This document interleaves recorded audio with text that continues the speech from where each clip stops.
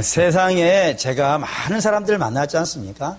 네, 생각보다 많은 분들을 만났는데 그 많은 분들을 만나면 대부분의 분들이 두 가지를 가지고 있습니다.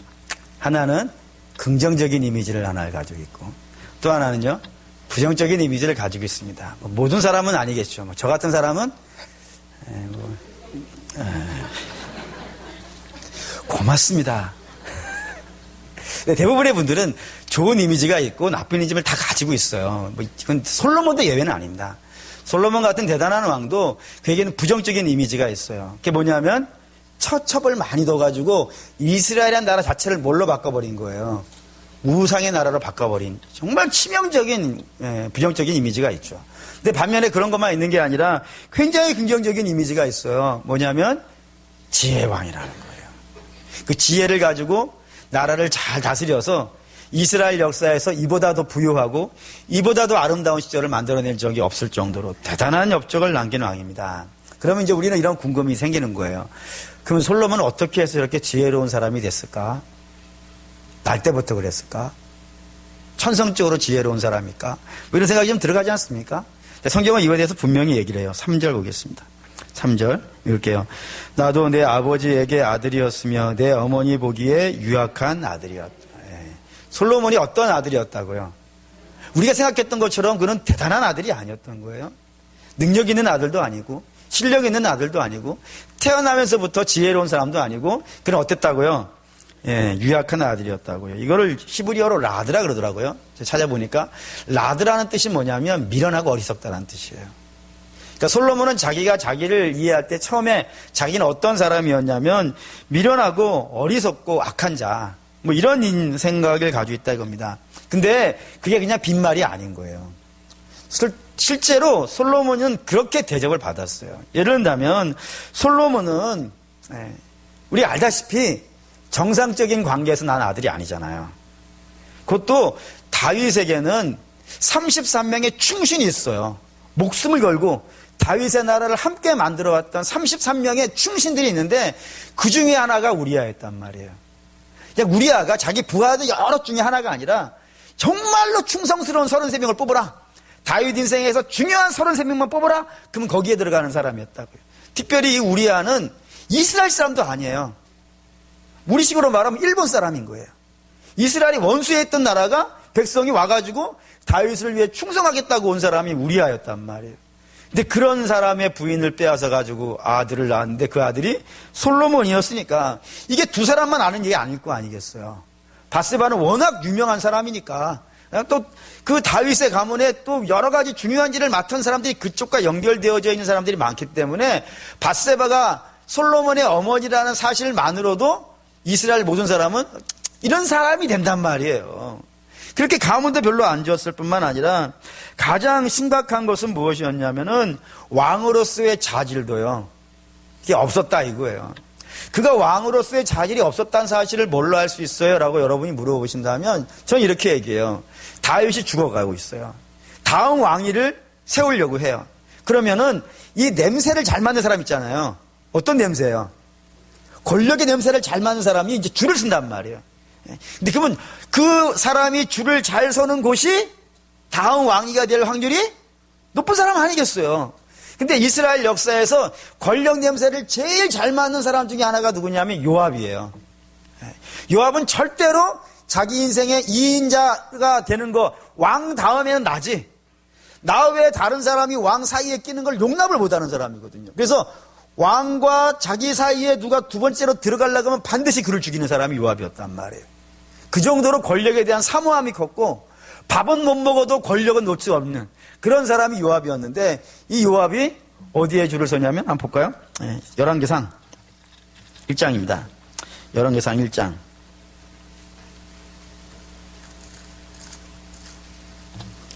열왕기상 1장 7절.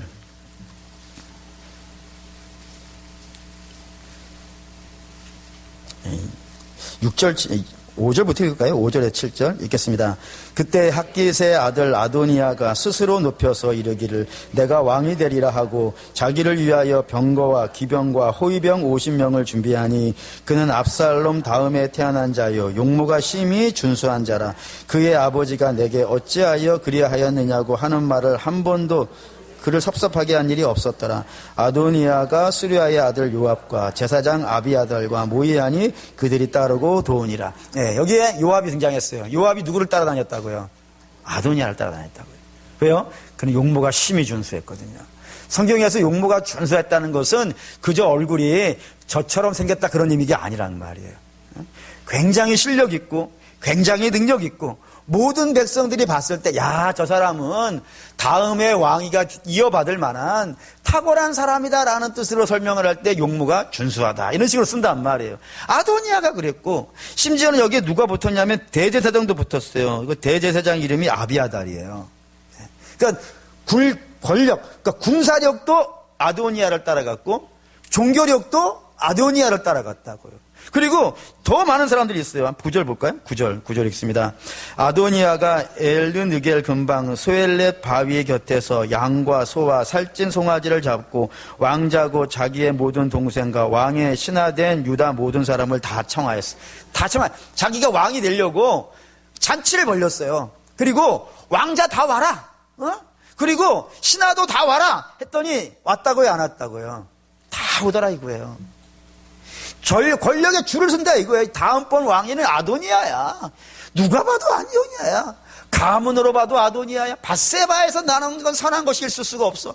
이건 거기는 아니고 여기야 아도니아이고, 그리고 아도니아 실력도 있고 또 요압도 따라다니고 대제사장도 따라다녀서 인정해주는 사람이니까 이 사람은 다음에 왕위가 될 확률이 가장 높은, 확률이라고 물어볼 것도 없는 거예요. 당연시 되는 거예요. 반면에 솔로몬 따라다니는 사람 볼까요? 솔로몬 사는 사람이 8절에 있어요. 8절 한번 읽겠습니다. 제사장 사독과 여호야다의 아들 브나야와 선지자 나단과 시므이와 레위와 다윗의 용사들은 아도니아와 같이 하지 아니하였다. 몇 명 안 되는 거예요. 정말 다윗의 신복들만, 다윗의 속까지 들어갔다 나온 그런 사람들 빼놓고는 아무도 솔로몬을 왕으로 인정하지 않을 정도로 이렇게 시원치 않은 사람이었다 이겁니다. 그리고 자질도 없고 실력도 없고 가문도 안 좋고, 그리고 뭐 자기가 왕이 되겠다고 나서가지고 아도니아는 막 이러고 다니지만 솔로몬은 아무 말도 못해요. 아무 말도 못해요. 그저 마지막에 그 어머니가 다윗에게 가가지고, 아니 당신이, 왕한테 당신이라고는 안 했겠죠. 폐하께서 내 아들한테 왕이 준다고 했잖아요 하고 몰래 가서 이야기하는 정도예요. 그 외에는 뭐 나단, 그리고 뭐 사독, 뭐 이런 몇 명, 한 정말 10손가락 안에 들어가는 사람만 그 이스라엘에서 다윗, 솔로몬을 왕이라고 인정을 했단 말입니다. 그러니까 별로 인정받지 못하는 사람이 갑자기 왕이 돼버린 거예요. 실력도 없는 사람이 왕이 돼버린 거예요. 그래서 결국에 그게 할 수 있는 게 뭐밖에 없었던 거예요. 그래서 일천보지를 할 수밖에 없었던 거예요. 누가 지지해주는 사람이 있어야 뭐 소도 비빌 언덕이 있어야 되지 않겠어요. 아무도 뭐 뒤에 가문도 지켜주는 사람도 없고, 그의 뭐 외가 쪽도 반란자 압살롬의 반란에 끼어가지고 다 죽어버렸고, 뭐 정말 집안이 평치급파된 사람이 솔로몬이기 때문에 아무도 그를 지지해줄 수가 없는 거예요. 그래서 그가 코너에 몰려서 일천번제를 하는 거예요. 그가 뭐 똑똑해서 하는 것도 아니고 그냥 거기 끼어가가지고 하나님 하룻밤 사이에 1000마리의 소를 잡으면서, 이스라엘 역사에 이런 제사를 드려본 사람이 없고 그 이후도 없을 만한 정말 어마어마한 제사를 드릴 수밖에 없었던 것이 그는 지지해주는 사람이 없었기 때문입니다. 그래서 하나님이 도와주시지 않으면 나 같은 사람은 왕위를 이어갈 수 없을 것 같은 거예요. 그래서 일천번제를 드리니까 하나님께서 그 밤에 솔로몬에게 나타나셨어요. 나타나셔가지고 묻으시는 거죠. 야, 너 왜 이러냐? 뭐를 바라고 이런 걸 하느냐라고 물어보니까 솔로몬이 뭐라 그래요? 하나님, 볼까요? 열왕기상 3장 7절에서 9절. 3장 7절에서 9절. 3장 7절에서 9절. 읽겠습니다. 나의 하나님 여호와여, 주께서 종으로 종의 아버지 다윗을 대신하여 왕이 되게 하셨사오나 종은 작은 아이라 출입할 줄을 알지 못하고 주께서 택하신 백성 가운데 있나이다. 그들은 큰 백성이라 수요가 많아서 셀 수도 없고 기록할 수도 없사오니 누가 주의 이 많은 백성을 재판할 수 있사오리까. 듣는 마음을 종에게 주사 주의 백성을 재판하여 선악을 분별하게 하소서. 예. 이 백성은 어떻다고요? 어마어마하다고요. 근데 그 백성 앞에 있는 나는요, 초라하기 이를 데 없다고요. 어떻게 나같이 초라한 사람이 이 대단한 백성들을 이끌어갈 수 있겠습니까? 하나님, 제게 저들의 말을 들을 수 있는 귀를 주시고 저들에게 하나님의 뜻을 전달해 줄 수 있는, 그리고 우리가 통칭 한 단어로 뭐라 그래요? 지혜라 그러지 않습니까? 백성의 마음을 헤아릴 수 있는 지혜, 하나님의 뜻을 그들에게 전달할 수 있는 지혜. 그래서 백성들로 하여금 하나님이 원하시는 길로 그들에게 왔다 갔다 하면서, 왕은 그냥 보좌에 앉아가지고 하늘만 쳐다보고 이리 오라 그러는 게 이스라엘의 왕이 아니고 백성들 사이를 왔다 갔다 하는 거라니까요. 백성들 사는 곳에 가가지고 저들을 판결해주고 똑바른 길로 못 가면 가서 책망도 하고 하나님의 법을 준수할 수 있는 그런 가이드의 삶을 제가 살아갈 수 있도록 그렇게 지혜를 주십시오라고 그렇게 얘기했다고요. 나같이 무식한 사람, 이런 기도 안 했다는 거예요. 내가 무식하기 때문에 백성들이 나를 깔볼 것 같으니까 깔보지 못하도록 힘을 주세요, 이런 기도도 안 했고, 나를 천대하고 무시하지 않도록 재산을 많이 주셔가지고 막 이렇게 어마어마하게 달고 다니면은 누가 나 멸시하지 못하지 않겠냐고 그런 거 달라고 하지도 않고, 또 예를 들어 뭐 카리스마 있으면 뭐 어떻겠어요? 막 이렇게 이렇게 하는 거 있잖아요. 뭐 그런 거 워낙 없어가지고 귀에 안 보이시는가?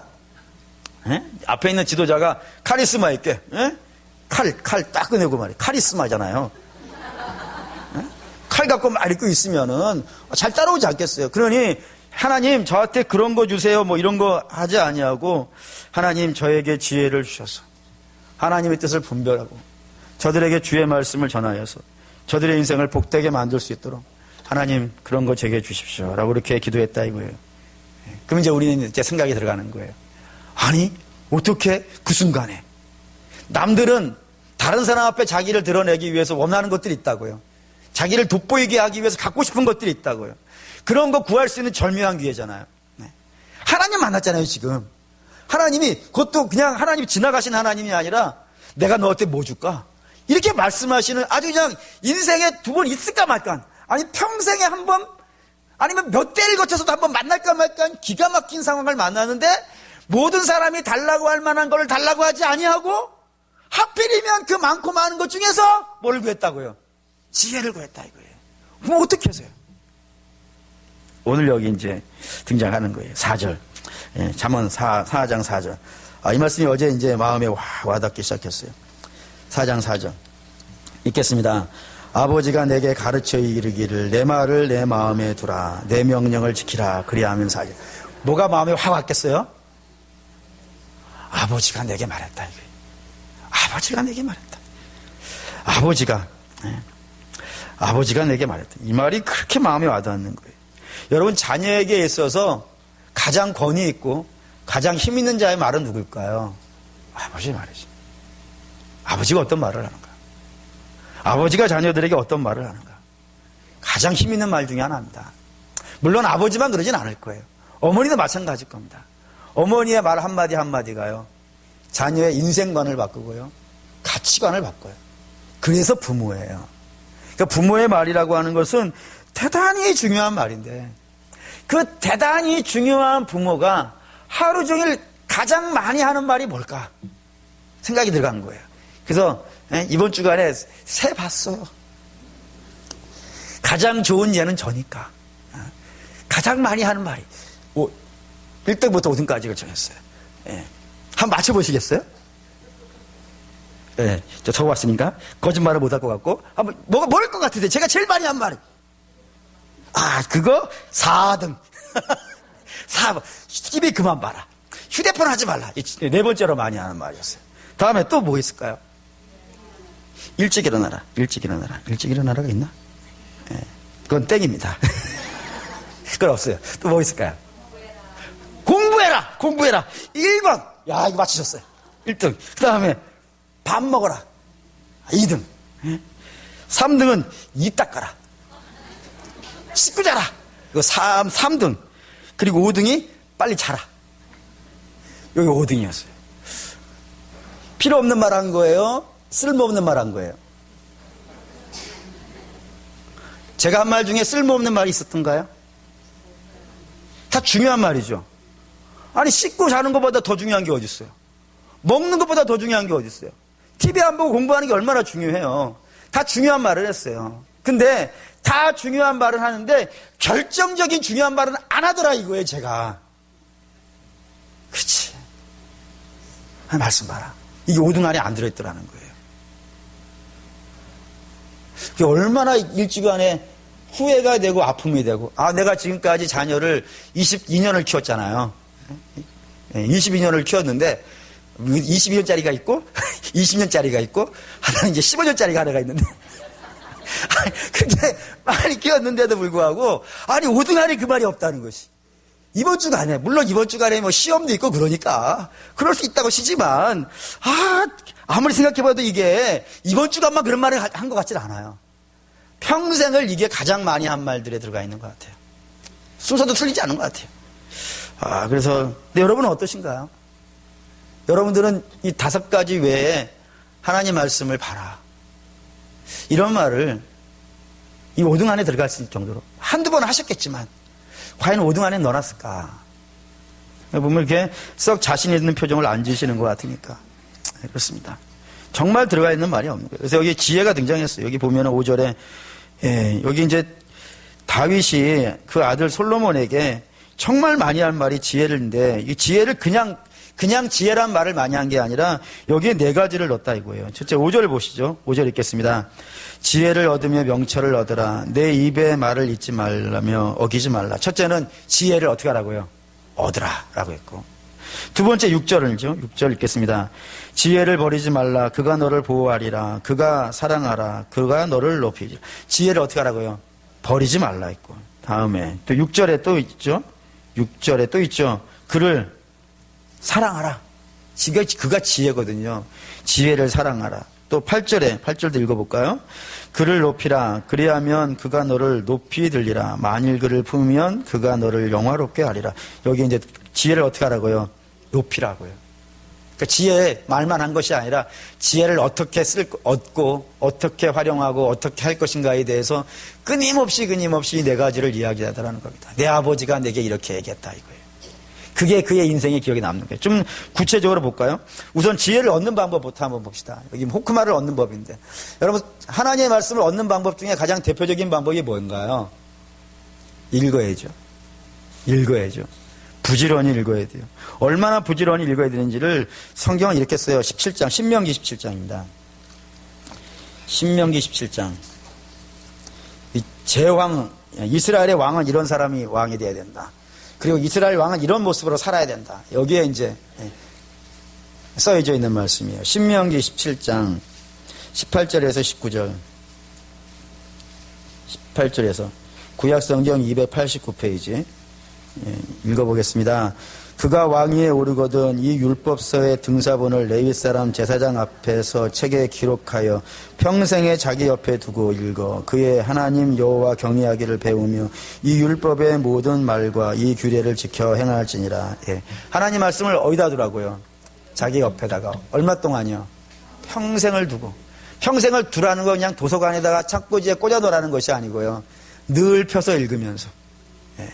그게 기회를 얻는 가장 중요한 방법입니다. 그래서 왕도 그래야 된다 이거예요. 왕도 어떤 왕이 하나님이 기뻐하시는 왕이냐면 하나님의 말씀을 옆에 놓고 그 말씀을 읽고 또 읽으면서 하나님 경외하는 법을 배우고 하나님 뜻대로 살아가는 것들을 지속적으로 하는 왕이 그게 하나님이 기뻐하시는 왕이다라고 이렇게 이야기한다 이겁니다. 왕도 그래야 된다 이거예요. 그럼 뭐 우리도 말할 것도 없겠죠. 우리 자녀다 정말 복 있게 살아가기 위해서는 하나님의 지혜가 있어야 되는 줄 믿습니다. 하나님 말씀이 있어야 되는 줄 믿습니다. 그러면 그걸 어떻게 해야 되겠어요? 읽어야지. 하나님 말씀 읽어라. 자기 전에 하나님 말씀 읽고자 하나. 아침에 읽고 출발을 해라. 시도 때도 없이 밥 먹으라 말하면 한 번씩 세세요. 밥 먹으라 했으면 다음에는요. 말씀도 읽어라. 이거 하나 같이 해야지. 밥 3번 먹고 말씀 1번 먹고 이러면 안 되는 거 아니겠습니까? 두 번째는 버리지 말라고 했어요. 버리지 말라는 건 이런 것입니다. 성경을 읽고 읽은 것으로 끝내버리면요. 그의 삶에 아무런 영향이 끼치지 않는다면요. 그 이거 뭐 하겠습니까? 예전에 뭐 큐티하면 이런 훈련 하는데 그 세계적인 철학자 중에 버틀란드 러셀이라고 하는 사람이 있어요. 근데 그 버틀란드 러셀이 성경을 무려 100번을 읽었대요. 100번을 읽고 나서 책은 하나를 썼는데 그 책 굉장히 유명한 책입니다. 무슨 책이냐면 나는 왜 그리스도인이 아닌가. 어떻게 성경을 100번을 읽고 나는 왜 그리스도인이 아닌가라는 책을 쓸 수 있을까요? 그러냐 성경을 읽기만 한 것, 정보로만 읽는 것이지. 그 말씀이 자기의 인생하고는요 관계가 없는 거예요. 그러니까 하나님 말씀을 그냥 읽는 거로 끝내면 안 돼요. 정보와 지식을 얻는 수준으로 읽으면 안 돼요. 자꾸 어떻게 해야 되냐면은 그 말씀을 자기의 삶에 자꾸 갖다 붙여야 돼요. 자꾸 붙이면 우리가 얼마나 약한 자인지를 알 수 있어요. 하나님 말씀을 자기의 인생에 갖다가 안 되니까 자기가 괜찮아 보이는 거예요. 우리가 거울을 안 보기 때문에 얼굴이 깨끗해 보이는 것 아니겠어요? 하나님 말씀을 보면 자기 자신이 얼마나 유약한 자인 줄 알고요. 자기 자신이 하나님께서부터 얼마나 먼지를 그때서야 알 수 있다고요. 그래서 자꾸 하나님의 말씀을 자기의 삶에다가 묵상해야 돼요. 그 뜻을 헤아리고 그 마음을 생각하고 읽고 끝내는 것이 아니고 자꾸 그 부분을 해야 된단 말입니다.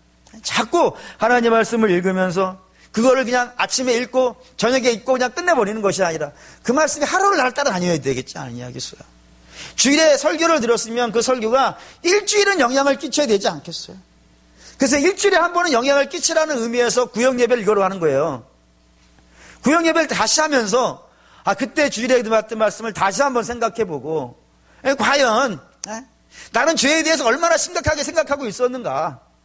사람에게 짓는 죄는 갚을 수 있지만 하나님께 짓는 죄는 갚을 길이 없으니까 하나님 앞에 엎드려서 타식할 수밖에 없는 그 마음을 담아서 그게 주께서 우리에게 알려주신 회개의 방법이라 이거예요. 그런데 불구하고 우리는 잊어버린단 말이에요. 그래서 잊어버리니까 당연히 잊어버릴 수밖에 없으니까 주중에 한번 구역 예배하는 거예요. 그래서 구역 인도자 되시는 분들은 설교를 동영상으로 몇 번은 봐야겠죠. 앞으로 댓글을 씁시다. 구역장과 구역 인도자들은 동영상 밑에다가 봤습니다 하고 출석 체크를 하는 거예요. 이렇게 합시다. 뭐 너무 범위를 넓히면 그러니까 우리 재직들은 다 씁시다.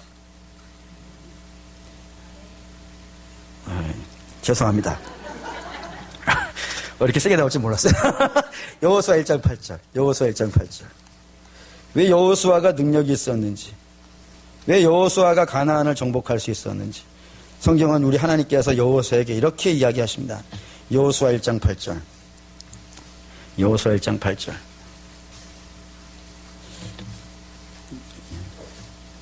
읽겠습니다. 이 율법책을 내 입에서 떠나지 말게 하며 주야로 그것을 묵상하여 그 안에 기록된 대로 다 지켜 행하라. 그리하면 내 길이 평탄하게 될 것이며 내가 형통하리라. 하나님 말씀 율법을 어떻게 하라고요? 주야로. 아침 저녁으로 묵상하고 생각하고 그 말씀이 자기 삶에 영향을 끼쳐야 돼요.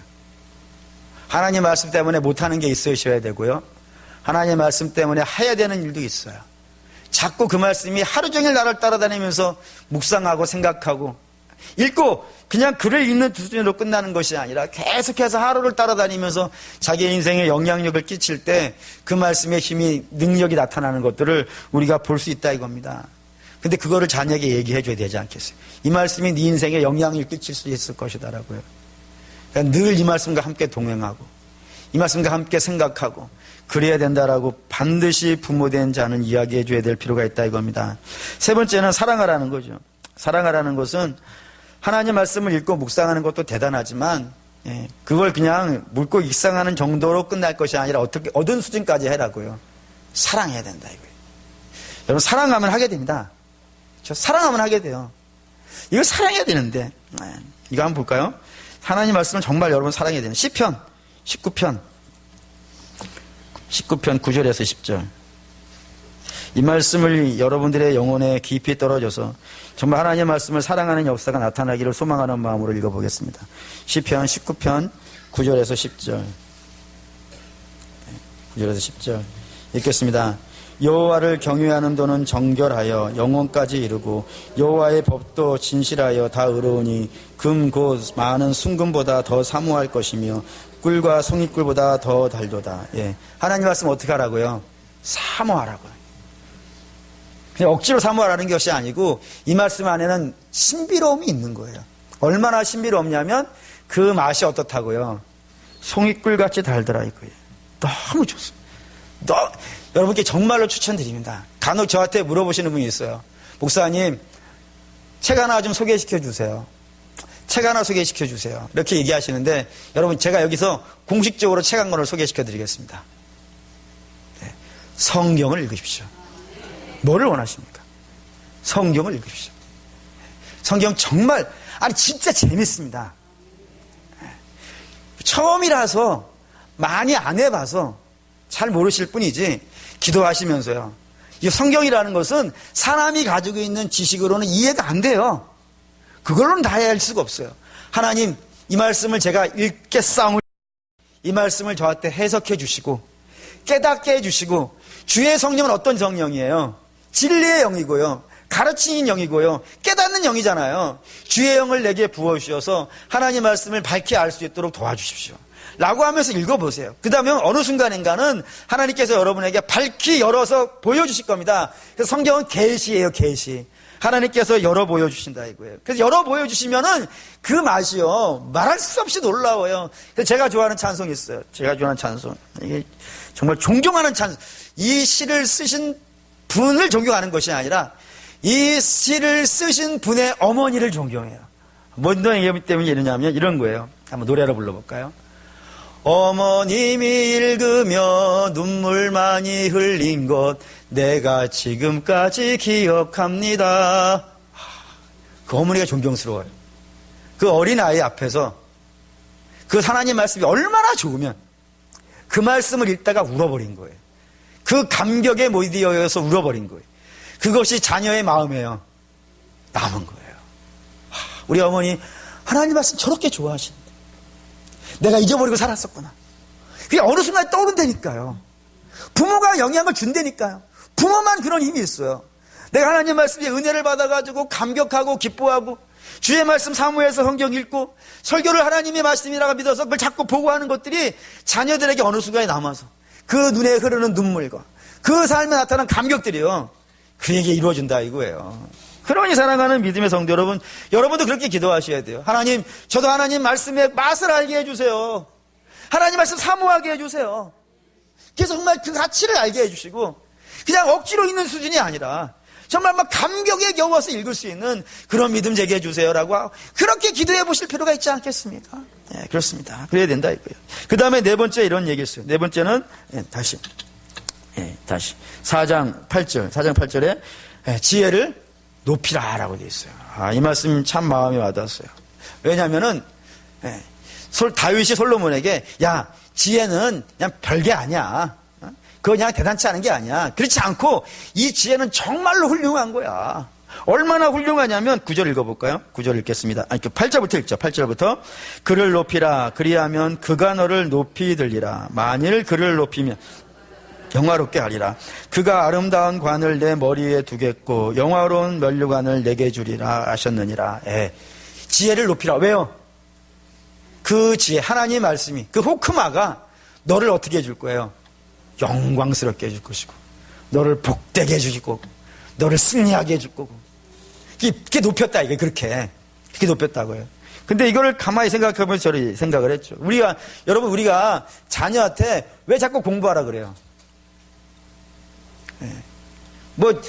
물론 공부가 본질적으로는 그 공부를 해서 많은 사람을 유익하게 해준다는 그런 넓은 마음도 있지만 사실 그 마음보다는 또 다른 마음이 하나가 있죠. 물론 저는 이렇게 얘기해요. 공부를 열심히 해라. 그러면 너로 인하여서 만백성이 평화와 기쁨을 누릴 것이다. 그건 저 정도 하는 사람이 하는 것이고 대부분의 분은 뭐라 그러냐면 공부 열심히 해라. 다 너 잘 되라고 하는 거야.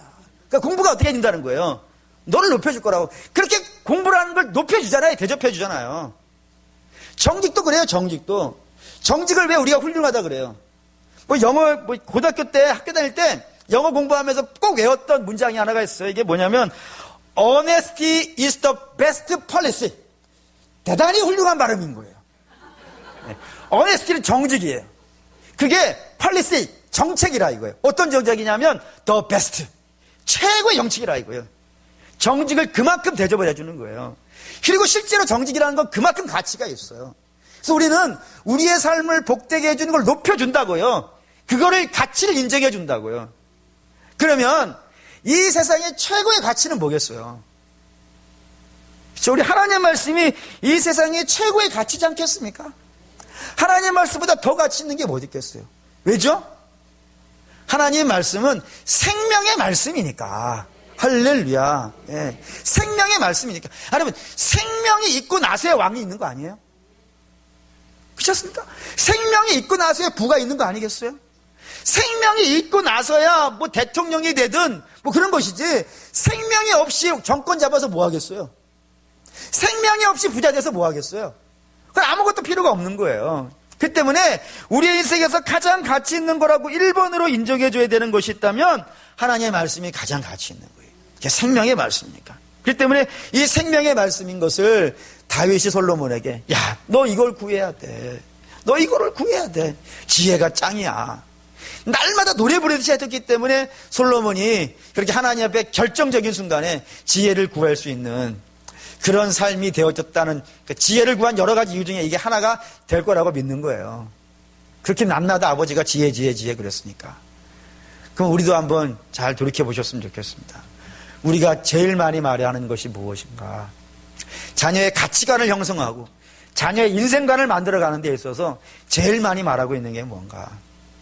우리는 사실 부모님이 자녀에게 헛된 말 저는 한다고 생각하지 않아요. 모든 말이 다 가치 있고 모든 말이 자녀에게 길이 되어주는 말이라는 걸 분명해요. 근데 가장 중요한 걸 하시고 있는가? 가장 중요한 것에 애를 쓰고 있는가? 한번 우리가 돌아보게 되어준다 그러면 우리 또 결론은 회개할 수밖에 없는 상황이 되죠. 하나님 우리를 불쌍히 여겨주셔서 우리가 먼저 그걸 알아야 되겠습니다. 이렇게 기도해 주셨으면 좋겠어요.